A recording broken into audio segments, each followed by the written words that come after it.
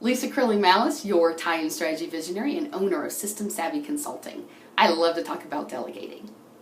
Why? Because I truly feel that that's one of the areas in time management where you can make the biggest impact on your amount of available time in a day. Makes sense. If you're taking tasks off your list and giving them to someone else, you've opened up a spot in your day for you to be able to work on whatever it is that you really want to work on. However, sometimes my clients have some resistance to this. And we talk about how do you identify tasks that someone else could do? How do you identify people that could do those tasks for you? And still sometimes there seems to be a disconnect. And I found the one question that really helps move forward.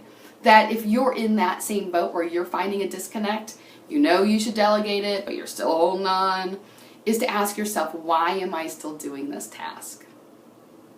Many times the answers will surprise you, and often they'll open up that road for you to be able to feel much more comfortable in handing that off to someone else. So some of the answers I get is, I do it because it's easy for me, and it gives me a quick win.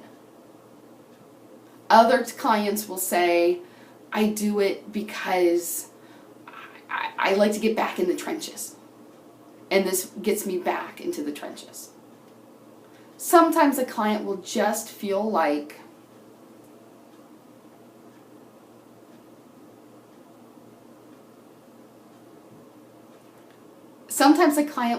it's a quick win. And they need to start their day with an extra boost of confidence, and so that they'll do those tasks. Now, it doesn't mean that those tasks are tasks that they actually should be spending their time on.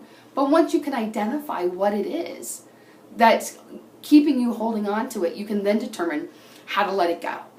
So if it's the fact that you're wanting to feel like you're back in the trenches again, there's probably a better way that you can do that than doing tasks that are no longer in your job description.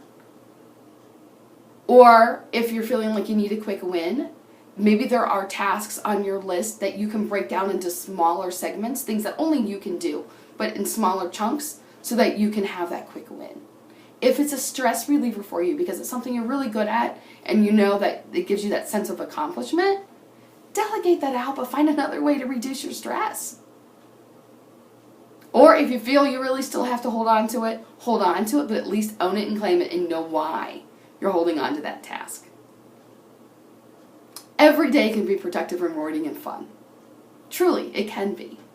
And I encourage you, if you're struggling to let go of some tasks in the delegating, start to look at why you're still doing them, and that may help.